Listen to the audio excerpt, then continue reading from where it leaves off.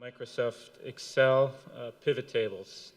How many people use pivot tables? It's not bad. What, about 6 or so? I love pivot tables, actually. Tonight I'll probably start at the craps table and maybe pivot to the roulette table. If that doesn't work out, pivot probably to the blackjack table, and probably end the night at the bar table, hopefully, if I get lucky. I have enough money left. So, but anyway, that's enough of the jokes. You'll be hearing a presentation from, oh, Chris just turned off. Okay, there we go. Chris Battaglia. Battaglia, yeah. Chris, very impressive person. He runs Battaglia Associates, a consultant firm focused on increasing office efficiency. He has his CMFO, CTC, and QPA licenses, is an active CFO and tax collector in multiple municipalities in North Jersey. Very, very impressive. Let's hear it for Chris.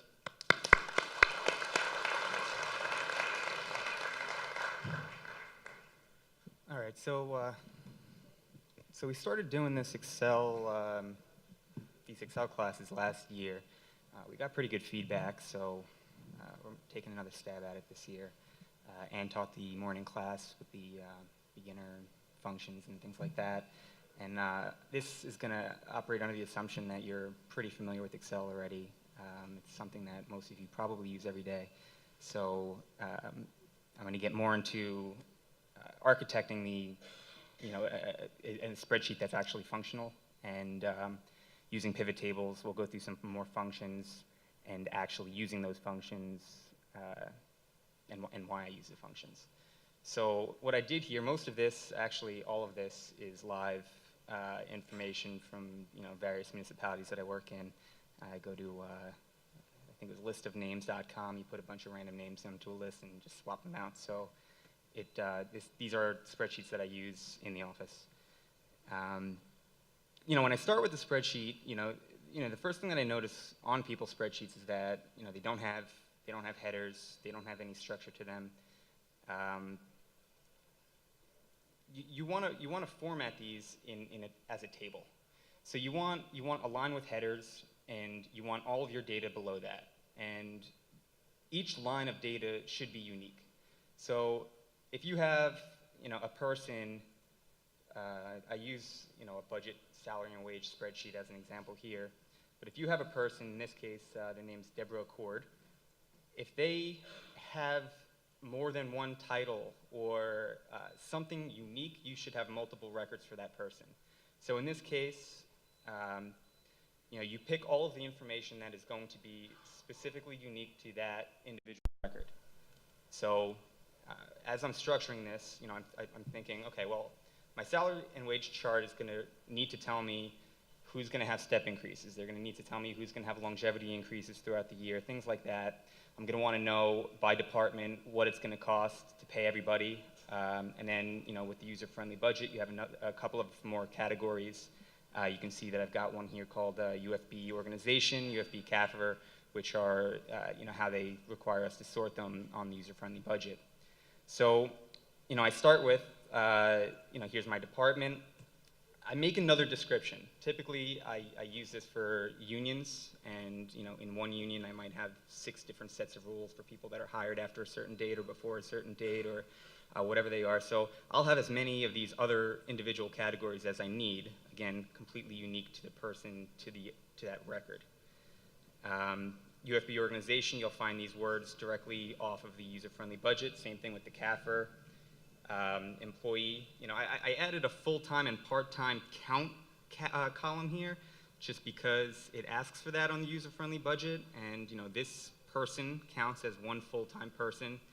For part-time, I might just put recreation seasonal and put the number 300 in there so that I don't have to have 300 individual records because I'm not really tracking any other information about that individual item. So something like hire date, longevity date, the number of annual pays, the pension that they're in, the position that they hold, their start date, end date. Those are all items that are specific to that person. They're not generally going to change unless they get a promotion and the start date would actually change with the date of that position. And other than that, everything else, as Anne had mentioned this morning, she doesn't like to put constants in formulas. There's a very good reason for that. You'll notice here in base salary, I've just got a dollar amount. That's pretty much useless for what we're going through today, because what happens when that person's salary changes, right? You're gonna have to go into each individual item and you're gonna have to type in a new dollar amount.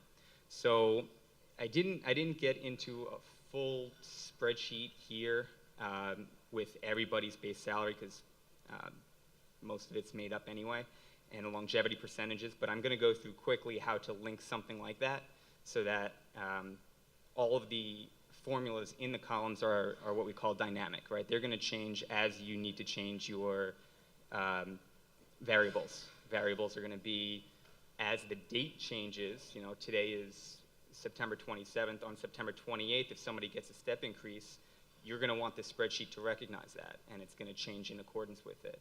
And then at some point, you're gonna wanna be able to prorate that down to what you're gonna actually need to budget for that person in any one given year. So if they get a longevity increase in the middle of the year, you only need half of that increase in the budget. So I'll go through that quickly. What I meant by having it linked to a separate sheet is, you know, when I started this, I said you want tables that have unique information on them. So from O to A over here would really be one table by itself for the purpose of what I'm talking about. And everything else after that should be found on another table, right? So you might have a completely separate table. You might call it a salary ordinance, and it might be a collection of the last 10 years of salary ordinances. And it might look a little bit like this if you put it into table format, where you've got a column for the position, and then the minimum number of years that that person is in that position, the maximum number of years that that person is in that position. So once you know their years of service, you'll know where they fall on this matrix here. And then you might have columns for all of the individual years for what their salary is and how it changes along those lines. So if I were to link this up real quick, one of the formulas that I use, and I'm gonna start off by saying there's plenty of ways to do this. You're gonna have hundreds of different formulas that you can put together. The first time you do it, your formulas might not be all that great, and then you're gonna look back at it and say, I could do this a little bit better and change it, and these are 300 or 400 iteration of a spreadsheet that I started 5 years ago. So the way that I landed on it, for this particular instance is, instead of having the 65-140 here, I'll put it up there for now. The information that I need in order to be able to pull that off of the sheet that we were just looking at is this, automotive mechanic. I know that that's their position. And I have a start date here for that position. You want to be careful not to use hire date, because those might be different. In this case, it's the same, but start date for that position. So I don't want to add a column here. Normally, I would just add a column, but if I do that, I've got all descriptions here that were written, and that'll kind of ruin them. So I'll just do that in the notes field. I'll take a dynamic date, right? So if I want an effective date, I'll put my effective date up here so that I don't have to hard code a date into that formula, right? And maybe I want that date to be today. This is the formula for today. So every day I open the spreadsheet, that date will be the day that you open the spreadsheet, rather than some date that you last edited the spreadsheet. So we'll just take the current date minus the start date. Whoops, wrong button here. Minus the start date. We'll divide that by 365, and we'll get the years of service, right? Now, if I'm going to be dragging this down to get everybody's years of service, I'll want to put $signs around that original date that I do not want to change, and I can do this down the line for everybody, okay? So I'll use that as my years of service for now. So now I have the information that I need to pull the base salary off of the other spreadsheet, off the other worksheet. So I'm going to use the SUMIFS function here, and the first item in SUMIFS is going to be the sum range. So what am I looking for here? I'm looking for which one of these salaries is going to fill in that cell. So I'm just going to copy that entire column down. Why am I copying the entire column? Because I want to be able to add things to the bottom of this for the next 20 years and not have to worry about whether my formula is going to grab that or not. We can get into more complicated formulas where it'll identify what year it is and pull the correct column, but for now we'll keep it simple and just assume that we want the 2016 salary that's in column F. So now I need to tell it what the criteria range that I'm looking for is. So I'm looking for, the first set of criteria is going to be the position, right? So I want to make sure that the person's position is in this cell. So I'm going to highlight that entire column. And the criteria is going to be back on that other sheet, right? So if I go back over to salary and wages, I want to find automotive mechanic in column C on the base salary spreadsheet. Okay, so I'm going to do that 2 more times, right? Because I'm going to need to now identify the years of service and see where it falls between those two year ranges. So I'll go back over here. I'll say, okay, my next criteria is going to be in column D for minimum years. I'm going to say that I want it to be less than or equal to the number of years that are in the cell that shows years of service. And then do the same thing for the maximum number of years. And we've got the column E here.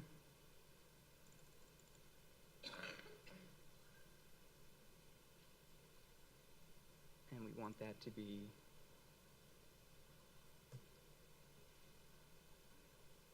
greater than.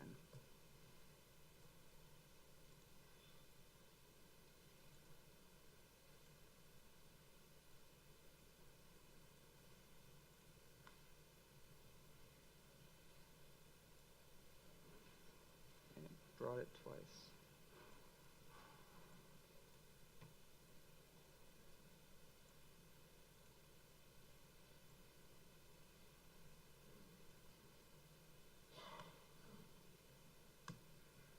Okay, so it'll fill in the correct salary now based on what's on the other side. Now, what does that allow me to do?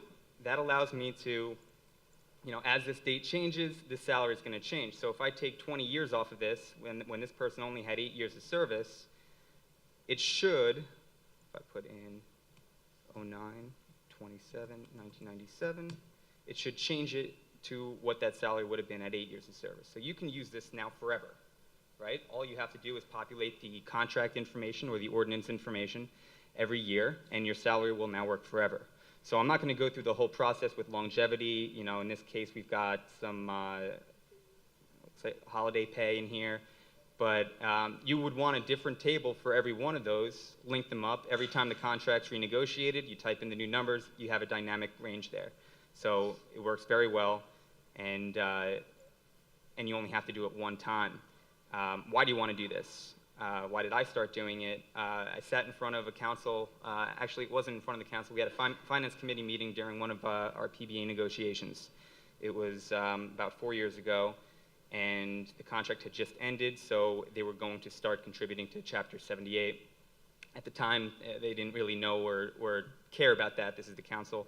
And said, oh, can you just put together 4 spreadsheets for me, one with a 2% increase, one with a 3%, a 4%, and one with 0, so I can start a baseline. And I said, sure, no problem. And at that point, I didn't really have a spreadsheet put together. I just had a list of all the employees, and I knew what their salaries were. So I said, okay, well, I'll copy and paste this onto one tab, and that's your baseline, and add 2% to the next one. I'll make sure I put the step increases and longevity in there, and I did it 3 times, and I copied and pasted it into 4 sheets. I sent that out to the council, and they talked about it. I guess they shared it with the rest of the council. So we get to the actual meeting. They were all discussing it on the dais, and somebody that was on the public safety committee that wasn't part of the finance committee that said, you know, they're going to get killed with this new health benefit law. They're going to be contributing too much to it, and you know, this 2% increase is great, but they're going to be contributing more than 2% in their health benefits, so we're really not giving them a raise at all. And that's when, you know, one of 20 to 25 different spreadsheets had to be created to show them, well, this is what happens because, as you know, every time somebody's salary changes, they move along the chart in Chapter 78 a little bit differently. So, you know, I didn't think that I was going to have to do 20 at the time. I did the first one, and then I ended up copying and pasting it into another one. You know, we're 4 years later now. The new contract just ended. Now they went through their 4 years of legislation, and you can be sure that I've got a very dynamic spreadsheet put together that they're going to ask me something, and all I'm going to do is change the date and the dollar amounts, and it'll do everything for me. Chapter 78 calculations, it'll do the salary calculations, because I don't want to get caught working on a spreadsheet for 3 or 4 weeks for something that they ended up doing a flat 2% anyway. You know, so not really worth the time to spend on that when you kind of know what the outcome's going to be. So anyway, get this back to today. Once we have a spreadsheet put together, now in this case I've got longevity, dollar, percent, holiday pay. We've got our 2016 salary here. If you look up in this formula here, you've got, you know, quite a few things. One of the things that Ann had talked about this morning was using the if function, and she mentioned most, if not all, of the functions that I'm using here. And when you really want to get the most out of them, you're going to start nesting them. You're going to start using them all together. And you know, this is an example. I don't know. 218. You know, I'll try to go through this pretty quickly on what this actually is doing. The way that I have it set is, you'll notice that I've got, you know, a start date and an end date in here. And so basically what that formula is going to be doing is going to be prorating my salaries for me. So if it indicates that if the start date is greater than the first of the year that I'm doing, then it will say, okay, well, I don't need that first part of the year. You don't need to budget that. And if the end date is before the end of the year, then you don't need to budget the end of the year. And if there's some variation between there, you know, it's going to figure out how to prorate it. So I actually, you know, I'm going to send this spreadsheet over to the staff at the GFOA so I can put it on the website. I did write out, you know, what is actually happening in this formula and how to read the formula so that you can kind of follow along with it. When you do something like this, and Anna had mentioned it again this morning, you have to be very careful with errors. And one of the ways that I do that is, you know, I'll set all of my criteria. So in this case, we're starting an if statement. That if statement is going to be checking multiple criteria, so I'm using an AND function inside that if statement. And so it's going to check whether there's an end date. And if it doesn't have an end date, that means that there's still an active employee. It will see if their start date was before the beginning of the year. And if their start date was before the beginning of the year and they don't have an end date, then I'm budgeting their full salary. So, and then it'll go through the other different sets of criteria, whether they had an end date and their start date was also before the year, or if their start date was in the middle of the year and they also have an end date. So it could be any number of criteria. So I start to lay out that criteria, and I hope that I got it all. And you want to be very clear on that, because if you start prorating people's salaries and you're wrong, you're going to end up with a little bit of a disaster at the end of the year when you don't have enough money to pay them. What I do is I set that criteria, and at the very end here, my last criteria is if none of those criteria are met, I write the word something's wrong here, you know, and then maybe I'll do that calculation manually and figure out, you know, where I went wrong with it. Fortunately, on this spreadsheet, I don't think it says something's wrong anywhere. I would have caught that, hopefully, but that's something that I like to do. So now, you know, I get through my budget amount. I have a budget amount projection here just to show you, another way to do it. If you didn't have these salaries linked, if you didn't want to go through the trouble of linking the tables, or maybe if you're just not, prepared to do that yet, then you can certainly, I'm guessing that most of you have, whether it's a ledger sheet or a spreadsheet, or you have some list of everybody's salaries. You can put them into a spreadsheet like this, and you can just say, okay, well, we're going to be 2% more than last year, and that's what a lot of people do. And you can have a separate column that says, well, if nobody gets an increase, this is what the budget amount is. This is their current position, and that's it.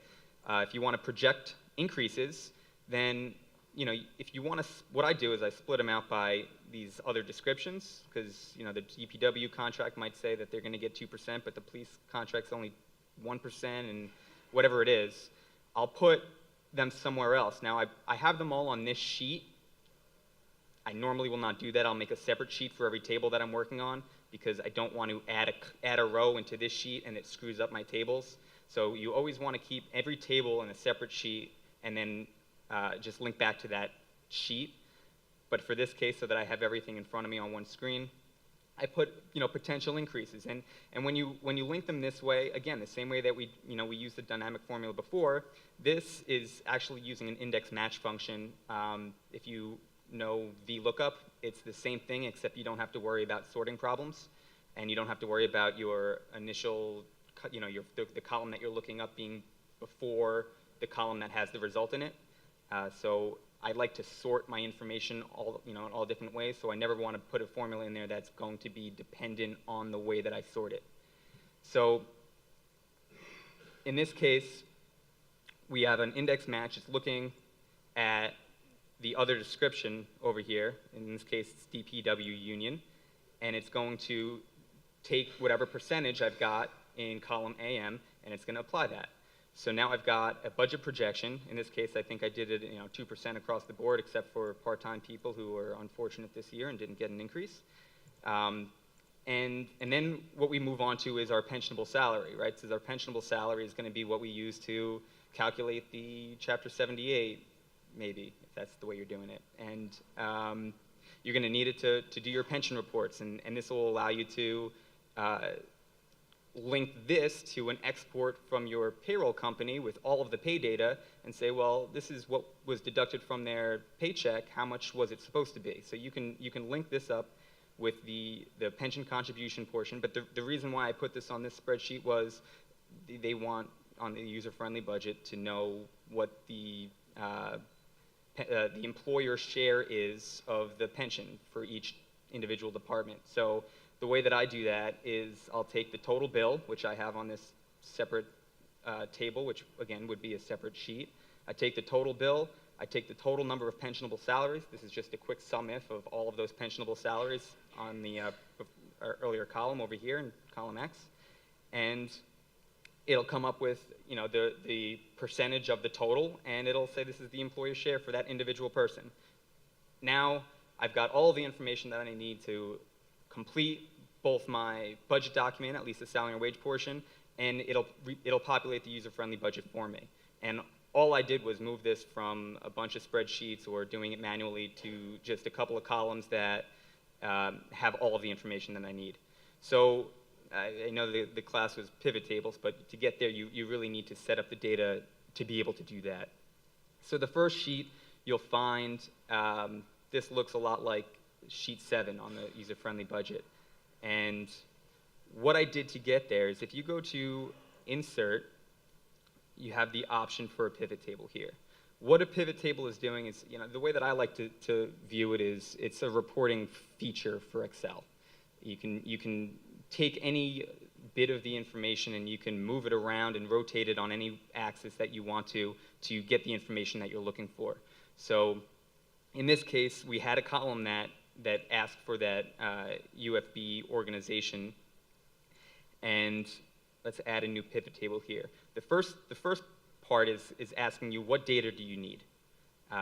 There's a couple of ways to do this. If you have your salary and wage data, the sheet that we were just on, in a table already, then you can just link it to that table. If you have it the way that I do, which is the way that I prefer to do it, is you would just add those columns. I click anywhere in the middle here, and I'll hit Control A. It'll highlight everything that's in that range, and I'll hit Enter. The problem that you have with this, if you add something to the bottom of this, you'll be missing it. So if you're going to be doing that, then you probably want to make it a table or make the range a little bit bigger. Maybe I'll change this from 161 to 999. And I'll have a bunch of blank cells at the end, but now I don't have to worry about whether or not I add things at the end there. So if you're gonna look for a certain type of report, here are your options up here. You've got all of your fields, and I'll try to make this bigger so that we can see everything. This is just giving us all of the titles on the table. Okay, so these are all the fields that you can use in your report. Now, some are going to be more helpful than others. Obviously, I had a note section. You're not going to really be using notes or really any text other than for labels. But this will give you the items that you can choose on your pivot table. So in our case, we're using the UFB organization, and we want that to be in our rows, right? So we'll have rows that list all of them. So if nothing else, now you know that you've got 5 different criteria here. Maybe it looks like maybe we're missing governing body. That might be one that's missing, so you'll have to populate that with zeros. But you can use this for if you just chose employees, then you have a very quick list of all of your employees. Employees and years of service, then you can just sort them in date order, and you can give out awards for everybody that's been there for 25 years. You can use it to get any number of information, a bit of information that you need. So the next piece is how many full-time and part-time employees are there. So we're just going to drag full-time over to the values section, and you'll notice that it defaults to count. So this is just counting the total number of cells that have a value in it in that column. So you're going to want to edit the criteria there under value field settings. So if you click on that count, you can change the value field settings, and you can change that to sum. Okay, and then if you want to give it, a nice name, you can change it here, and that's what'll show up on your list. And you can change the way that you can change it to currency, to numbers, however you want to. So we just add all the columns, and now I've got my user-friendly budget populated. So every time something on this other sheet changes, right, I just hit refresh, and this populates for me automatically. So again, we're talking about doing this one time, and then every year thereafter, you don't have to do it anymore. You hit the refresh button, and it's done. So all those hours that you spent doing your user-friendly budget and going through all of your sheets to try to figure out all the information, you just fix that by spending a couple of hours making one spreadsheet. So when you're architecting the spreadsheet like this, you really want to try to get all of the information that you could think of that you might need and putting it all in one place. Again, unique identifiers per row or record. I did the same thing. I'm going to be running out of time shortly here, and I've got quite a bit left, so I'm not going to go through the entire piece here. Okay. But this would be sheet 3. They just want the number of full-time and part-time people for the CAFRA codes now, rather than the organization. And this, we just sorted it the same thing. We just chose the budget allocation, which was just the department. And then we have, I put the 2 columns there. I put the budget amount and the projected amount so that you can see the differences. And in this case, it's only 2%. But what this allows you to do is it allows you to pick multiple fields. So in this case, in this department, I can open it up, and I can see that I've got these 3 people here, and these are their individual salaries, and that's the total budget. So now you have all of your sub-documents in one place also. So when the governing body says, the admin and executive budget went up X amount of dollars this year, what happened? Well, you hired these 2 people. This is your list of people. And again, this is all information that you already have. You're already doing all of it. It's just now in one place. And I don't use paper at all, really. So when I go to any meetings, budget meetings, I have this with me. And I answer the questions right then, so I don't have to remember to answer them. That's probably my biggest problem, is if I leave and I haven't answered it yet, then now I have to remember to do that. So I like to have everything in front of me and then not have to worry about whether it's right or wrong. It's all there for me. You know, you're testing the spreadsheet enough times, after a couple of go-throughs, you can be pretty confident that it's correct. So that's what I like to do with the the budget document, at least. I want to show you a live example of a year-end report that I would do. I'd send it to the auditors at the end of the year, just so that I don't get any questions asked about payroll. So you'll notice that whatever company you use, whether it's municipal software or a payroll software or pretty much any software that's gathering data, has tables, right? And most of them will allow you to export that information. So what I do, it doesn't matter. I use different programs, different software in every town that I'm in. And the only criteria that I have is, can I export to Excel? If I can export the data, then I don't really care what kind of reports you have, because I can do everything myself after that. So in this case, I just took every earnings code, deduction code, bit of data that was in the system related to going from gross to net for any individual person, and I exported it to an Excel sheet. And you'll notice that when you export data from a company, it's in perfect order. You know, you already have a table set up. You'll notice that these are all unique records. There's something different about every one of them. There's going to be no duplicates here. And that's exactly how you want to structure all of your Excel sheets. You want them to all be unique, so that you can run reports that are actually able to be used. If you have a lot of redundant information, you're going to get bad data out of it. So what I do is I export all of it into a spreadsheet. You'll see I've got 50 columns or so here.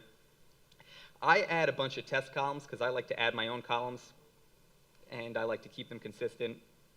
And then I'll put some of my own sheets at the end that maybe will sum a couple of different items. So if I've got X amount of different codes for normal pension, I'll sum them all together and I'll put them all in this place.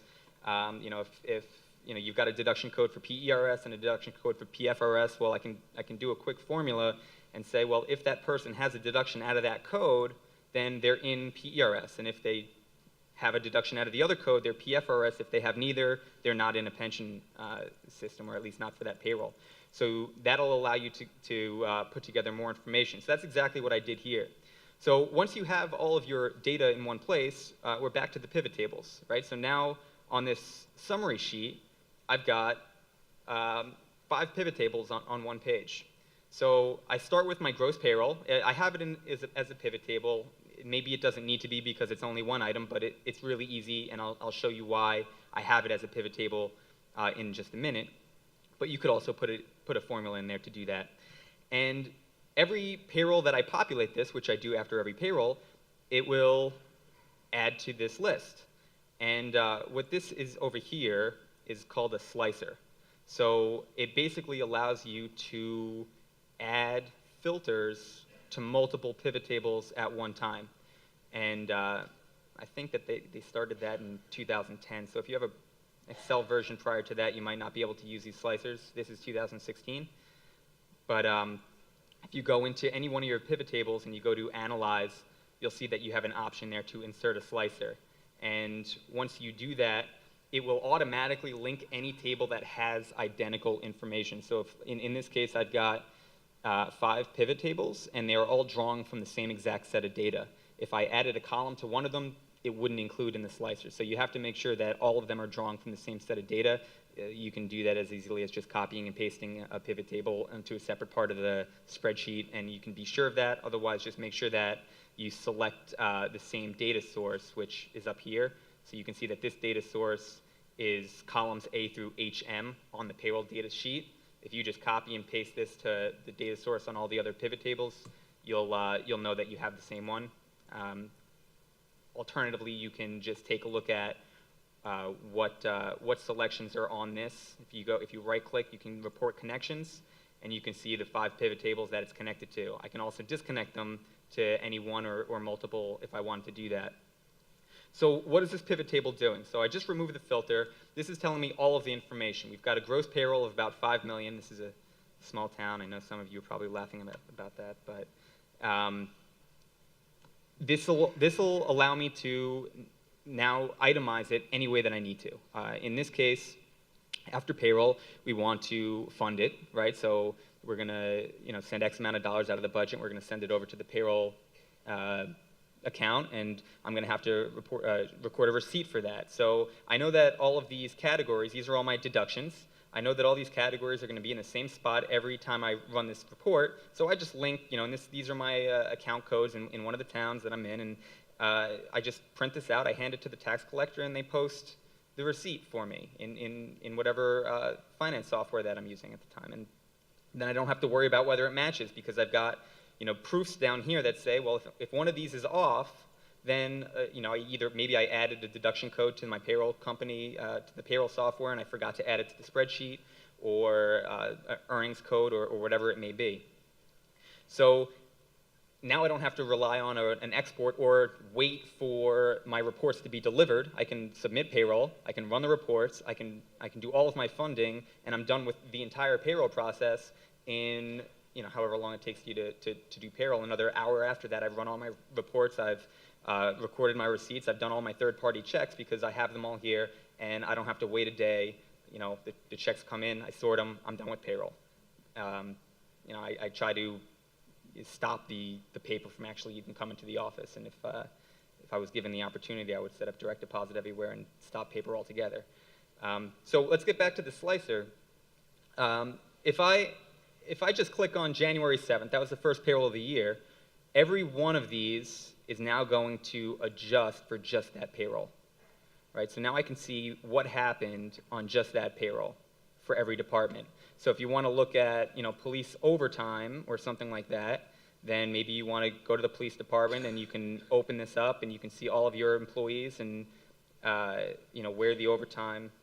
I know if I make this smaller, you're not going to be able to see it, but you can see what the overtime earnings were for that pay period, and in this case, maybe they were none.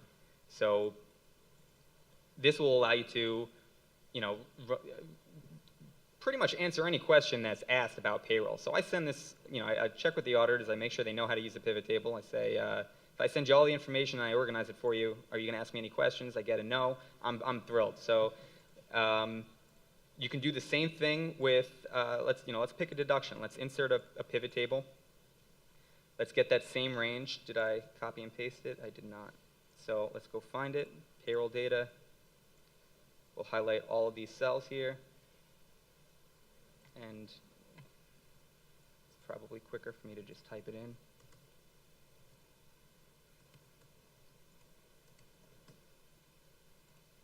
And now I've got a pivot table that's going to pull all my data. If I just want to filter it by pay date, so I'll put this in the filter column. Okay, I drag pay date down to the filter column.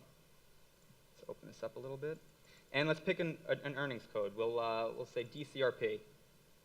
We'll put that in values. We want to see who had DCRP deductions. Again, it defaulted to count, so we want to change that to sum. We can then filter out the zeros. So we're going to filter it to anything that does not equal 0. And now I've got a list of the number of people that were in DCRP for that pay period.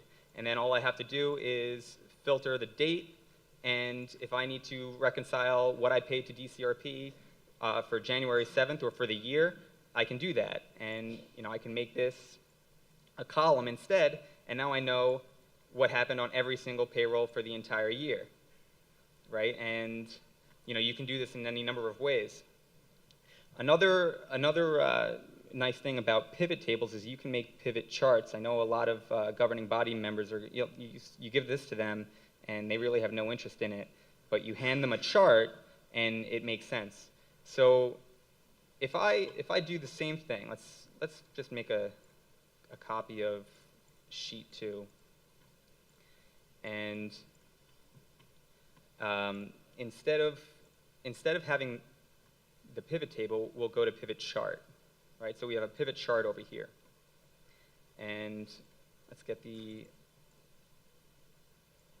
same set of data.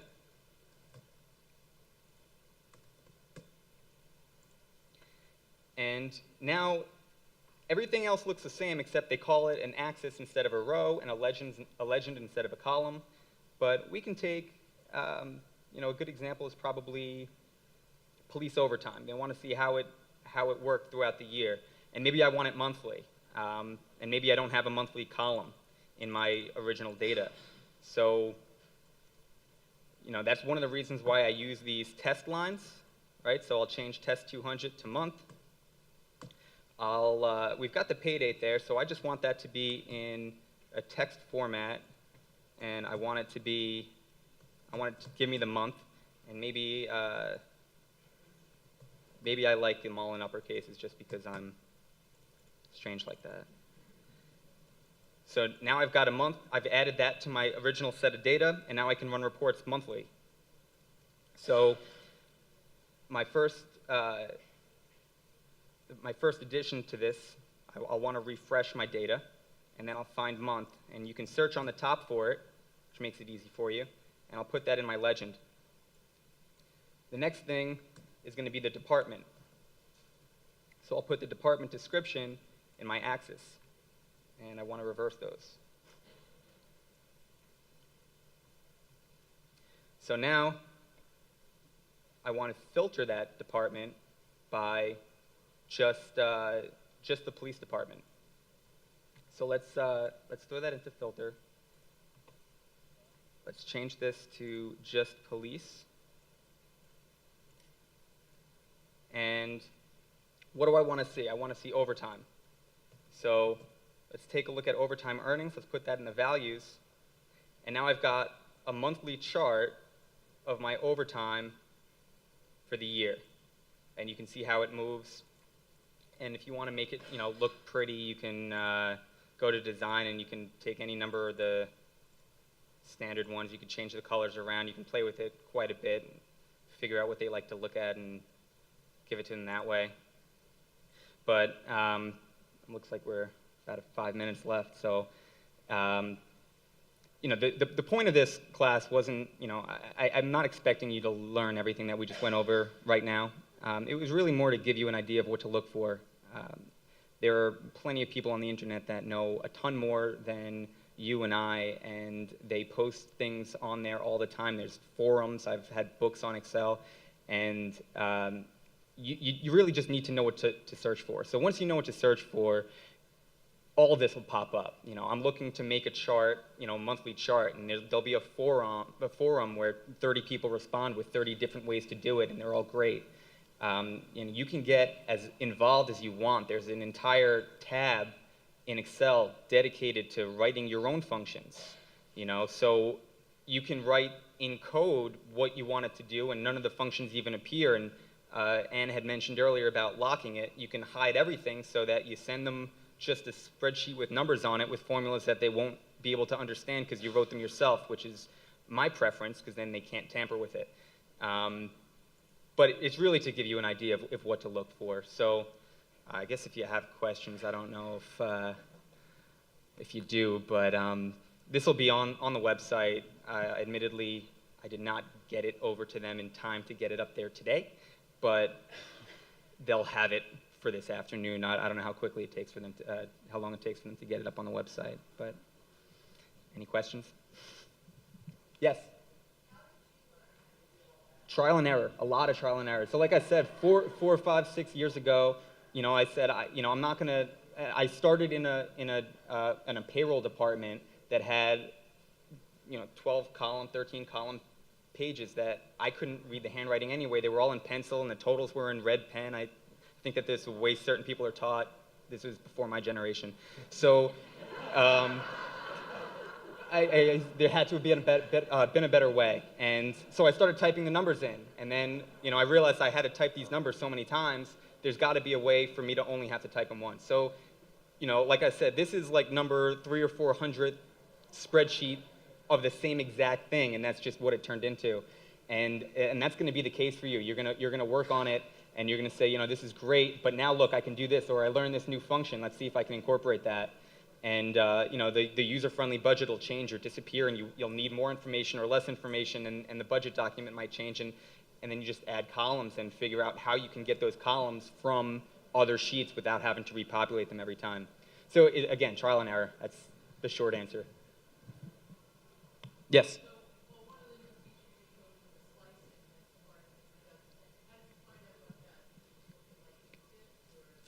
Let me just repeat the question. The question was regarding the slicing. How did you learn about new features, including the slicing? So, on that one specifically, Google, how do I filter multiple pivot tables at the same time, right? Because I had 5 pivot tables on the one spreadsheet, and I had them prior to when the slicer came out, and every time I wanted to change the pay date, I had to go to each one of the 5 pivot tables and change the pay date on there because I didn't do that one time and my books were off. And I went back to the spreadsheet. I said, I don't understand what happened here, and I forgot I had the previous payroll's filter still set up on one of them. I said, how do I fix this? And you type Google, how do I filter multiple pivot tables, and Slicer appears. So it's just a matter of looking for it, figuring out what you're looking for, and then once you know that, Google will tell you the answer, or whatever your preferred search engine is. Alphabet. I know the person this morning was talking about that. Yep. Yeah.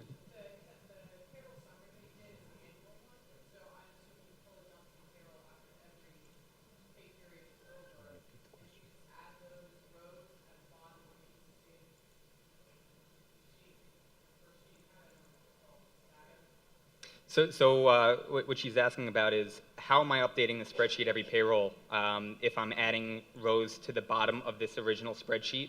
And the answer is yes. I'll export just that payroll at one time. In some cases, I have a separate spreadsheet. Maybe I'm not doing this cumulative spreadsheet every payroll, so I'll just filter the export from the payroll company just for that payroll.